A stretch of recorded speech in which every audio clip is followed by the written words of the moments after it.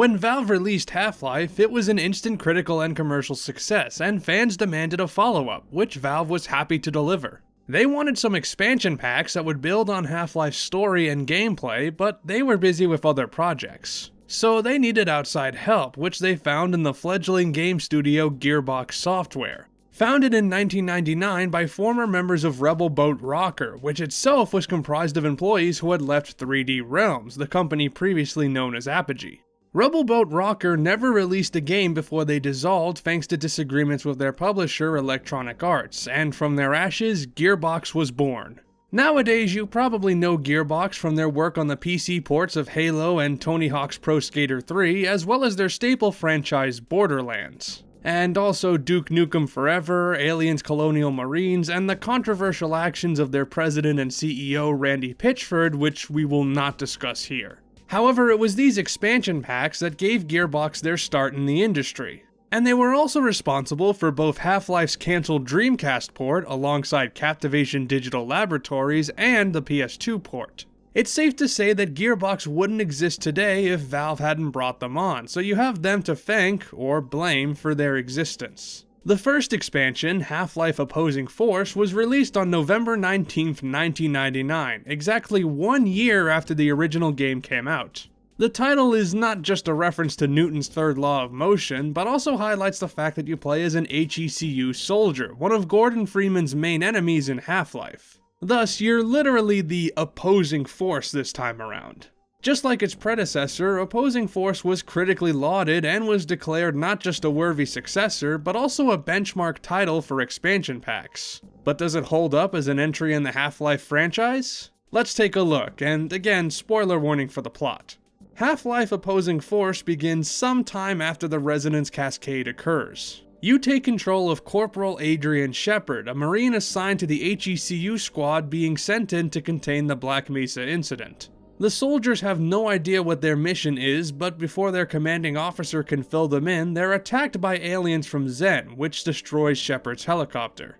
Luckily, Shepard manages to survive and wakes up inside the Black Mesa complex. At this point, Gordon is well on his way across the facility and the military has begun to pull out. After gaining his bearings, Shepard travels through the abandoned sections of Black Mesa, eventually reaching a squad of soldiers preparing to evacuate. Shepard tries to join their escape helicopter, but he's prevented from doing so by the G-Man. Like in Half-Life, you'll sometimes encounter the G-Man observing Shepard's progress. But rather than just silently watch over you, the G-Man will deliberately interfere with events around Shepard, sometimes helping him along and sometimes reversing his progress. Now that Shepard's been left behind, he has to find another way to escape Black Mesa, meeting up with other soldiers stuck in the facility as well as Black Mesa employees. He repeatedly encounters Black Ops agents who we learned have been tasked with cleaning up the HECU's work, including eliminating the surviving Marines, but also runs across an entirely new set of alien species, colloquially known as Race X. These aliens aren't native to Xen, but have been transported to our universe thanks to the Resonance Cascade, and will cause Shepard all kinds of grief. Shepard wanders through previously unseen areas of Black Mesa, helping trapped HECU soldiers to escape the complex and dealing with both the Black Ops and alien threats. Eventually, Shepard discovers that the Black Ops have brought in a nuclear bomb that will completely wipe out Black Mesa, but he disarms it before it can go off. Though he later sees the G-Man rearming the very same bomb, with Shepard unable to stop him. After fighting through the last wave of Black Ops and aliens, Shepard faces against the Gene Worm, a giant creature attempting to pass through a portal into our world.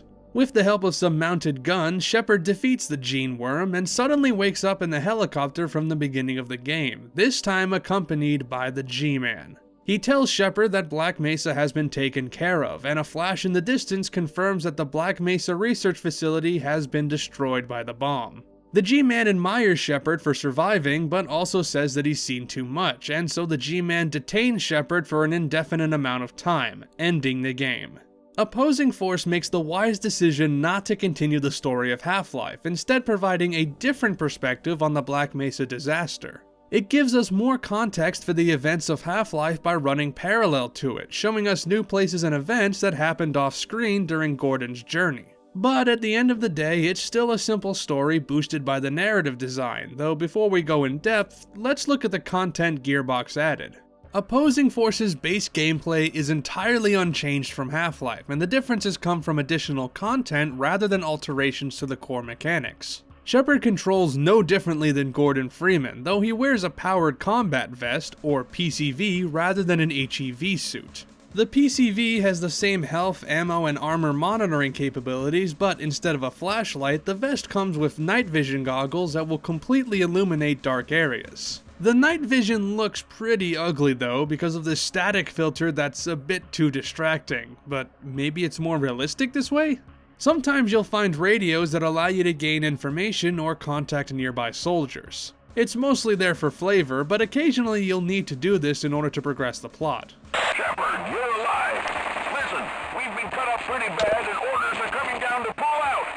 Shepard will occasionally encounter fellow HECU soldiers and ask them to tag along, and they'll provide supporting fire against enemy threats. Every soldier has their own firearm as well as grenades, and they offer much better help than any Black Mesa security guard could ever hope for. There are two unique soldier classes that perform special tasks, the Engineer and the Medic. Engineers can open sealed doors using a blowtorch, allowing you to enter locked areas. Medics will heal injured soldiers if they aren't following Shepard, and they can give you a health refill if you hold the use key on them. Though it should be noted that the scientists could do this in the original Half-Life, which I forgot to mention in my previous video.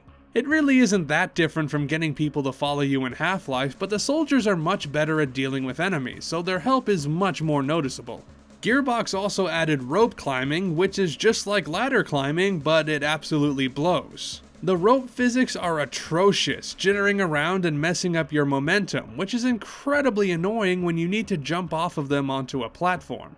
There's only a few instances of rope climbing, but every one of them will frustrate you beyond belief. Opposing Force replaces the Black Mesa Hazard course with Boot Camp for the training level, which explains the basic gameplay and the new mechanics. Even if you're already familiar with Half-Life, I still recommend this tutorial course so you can learn about the Opposing Force exclusive gameplay. In terms of weapons, Opposing Force steps up the arsenal quite a bit. The pistols, submachine gun, shotgun, grenades, laser trip mines, satchel charges, snarks, and RPG all make their return, but Shepard will get his hands on a couple of new weapons as well.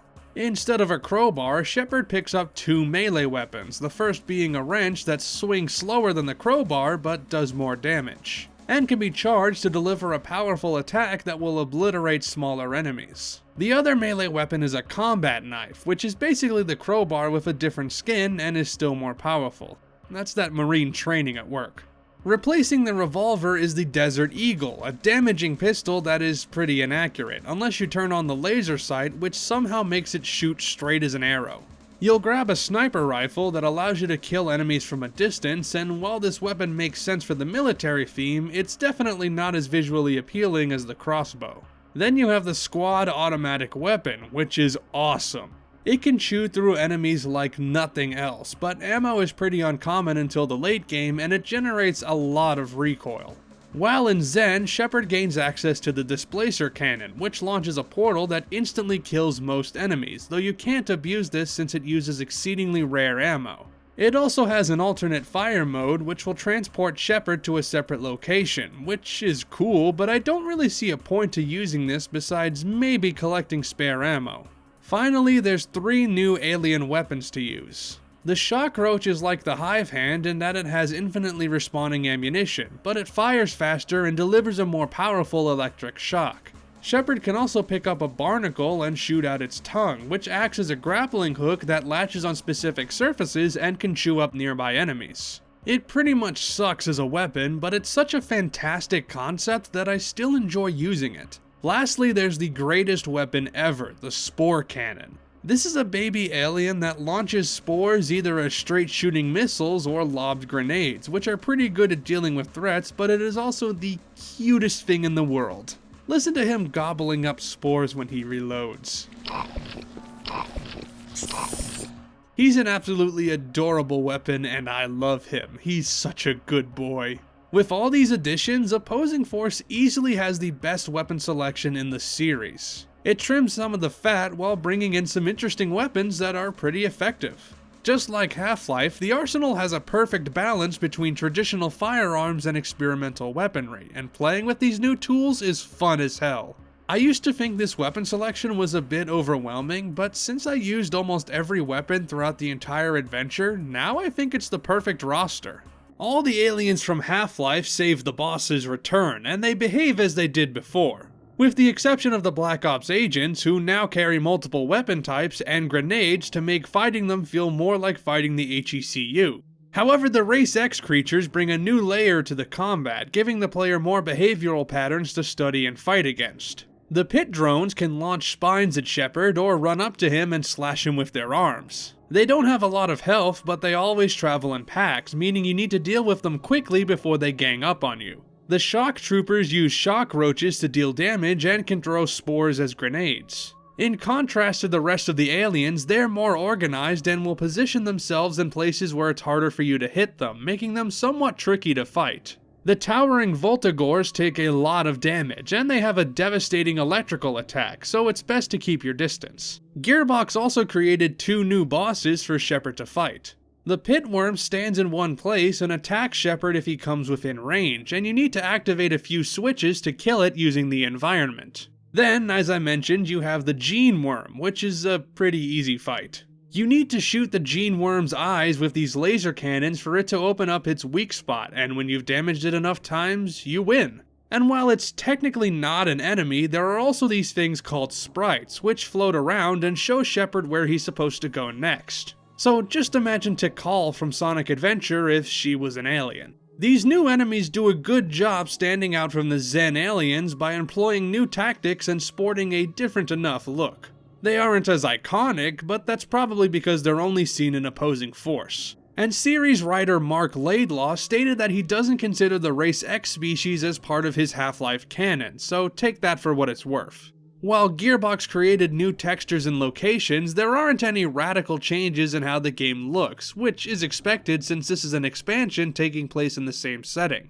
Shepard's journey through Black Mesa takes him on a much different path than Gordon, and since he gets a later start, most places he travels through are either abandoned or destroyed. Though you do come across areas from the first game and see them after Gordon left his mark. Opposing Force focuses less on horror than Half-Life, instead opting for a horror-action hybrid, and while there's still an atmosphere of tension, it isn't as prevalent as it was in the original. It is, however, prevalent in the soundtrack composed by Chris Jensen, who would later go on to produce several ambient albums. His work here is more stylistically consistent than the Half-Life soundtrack, opting for a sci-fi horror sound that works very well within the Half-Life universe.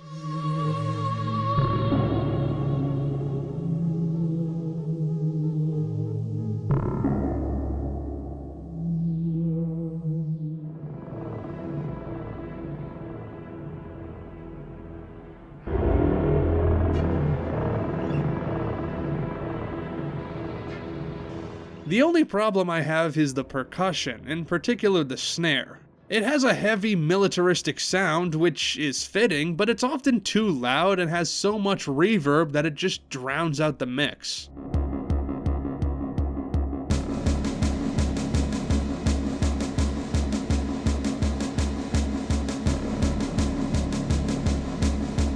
Still, the soundtrack is pretty good stuff, even if it does take a different direction. Gearbox employed the same narrative techniques that Valve did for the original game, but Opposing Force's story managed to rival Half-Life's, and in some cases it's even better. In Half-Life, your immediate goal was constantly changing, but you always had a final destination in your head, the Lambda Complex. You don't work towards the end scenario in the same way in Opposing Force. Instead, Shepard's just running from place to place, dealing with situations as they happen. Because Shepard was never given the orders that the rest of the HECU was given, he has no idea why he's at Black Mesa or why aliens are running amok. We know what's happening, but Shepard has to piece everything together as he goes on. The game begins after the Resonance Cascade has already happened, and doesn't waste time re-establishing the original game's plot. You don't need to play Half-Life first to understand Opposing Force's story, but you might not catch all the small details that Gearbox put in. There's some debate as to whether or not the expansions should be considered canon because their events are never referenced from Half-Life 2 onwards. And some aspects contradict knowledge that we learn later in the series, though that's more due to Valve's retconning rather than the expansions going against the story. Personally, I think the expansions are canon, though they aren't absolutely necessary to understand the overarching plot of the series. Back to Opposing Force, the standout aspect of the narrative for me is the characterization. Characterization has never been a focus for Half-Life because, with a few exceptions, the characters are enjoyable but not complex. The soldiers in Opposing Force, for instance, have a never-say-die attitude that helps them make it through the events of the game as they continue to go up against impossible odds. Which is a simple character trait, but it makes them feel that much more alive. There's two characters, however, who are the exception, Shepard and the G-Man. Just like Gordon, Shepard is a mute, though it is hinted he can speak and does respond to other characters, we just never hear him talking. I mentioned in the previous video that I thought Gordon was a bad character because he has no personality of its own, and he's just a plot device to get the player invested. And that holds true for Shepard as well, but I think he's a more interesting character because we know so little about him. While Gordon Freeman and Blue Shift protagonist Barney Calhoun originally had no direct characterization applied to them, that all changed in Half-Life 2. Since Gordon is treated as a godlike figure and Barney received a full-fledged personality. Shepard only appears in Opposing Force, and as such, he doesn't receive the same bastardizing treatment that Gordon and Barney do. In the Half-Life trilogy, it's up to the player to imagine what its protagonists are like and how the other characters perceive them. Since the sequels don't straight up tell us what Shepard is like, we can speculate about who he is as a person. Is Shepard a good guy helping other characters to survive? Is he a psychopath that murders anybody he meets? Or is he just trying to make it through alive? We don't know, and since the franchise doesn't expand on his character, any interpretation on what Shepard is like is valid. The game's manual includes diary entries written by Shepard that show he's bored with boot camp and is excited for a mission just to have something to do. But as to Shepard's character after he arrives at Black Mesa, that's up to the player. Then there's the G-Man, who has a lot more focus this time around. I didn't talk a lot about the G-Man last time, mostly because in Half-Life he's mainly there as a small Easter egg for eagle-eyed players and doesn't have any real significance until the ending. In Opposing Force, as I mentioned, the G-Man plays a more direct role in Shepard's adventure, and we get more hints about his involvement in the Resonance Cascade and future events. It's hinted that the G-Man is responsible for delivering the alien crystal that causes the disaster, and he observes Gordon to ensure that he survives the events of the game. But why does he have such an interest in Shepard? We can see him monitoring Shepard at boot camp well before the Resonance Cascade, and he takes steps to ensure that Shepard stays at the Black Mesa facility, which suggests that he wants to keep Shepard alive and in the fray so he can stop the Race X creatures from causing too much damage. However, the G-Man also locks Shepard away in hibernation, stating that he wants to prevent Shepard from exposing the truth about what happened, indicating that the G-Man used Shepard to handle a situation and now has to keep him in indefinite stasis because he's a witness. These are all interesting ideas, and while we never receive a concrete resolution since the rest of the series focuses on Gordon, Opposing Force provides several lore details that make possibly the best story in the franchise, or at the very least the one that provides the most speculation. But on the whole, Opposing Force succeeds on basically every level. As an expansion pack, it delivers new, enjoyable content and branches out just far enough to do its own thing without feeling too distant. As a follow-up to Half-Life, it implements the same design philosophy and builds on the foundation that Valve laid out. And as a video game itself, it's pretty damn good. I don't consider it of the exact same caliber as Half-Life, but it's still a solid game with more of the gameplay and narrative you've come to expect. What's most amazing to me is how well Gearbox captured the spirit of Half-Life, especially since they weren't involved in creating the first game. They no doubt studied Half-Life closely in order to replicate what that game brought forth, but also knew when to pull away from that and introduce their own ideas. It's the perfect combination of old and new that makes Opposing Force such a joy to play, even if the game isn't very long and not every feature they introduced is that great. Opposing Force was only the first of Gearbox's expansion packs though, and they'd be back 2 years later with Half-Life Blue Shift in 2001. Is it another A+ expansion for Half-Life? Well, tune in next time to find out.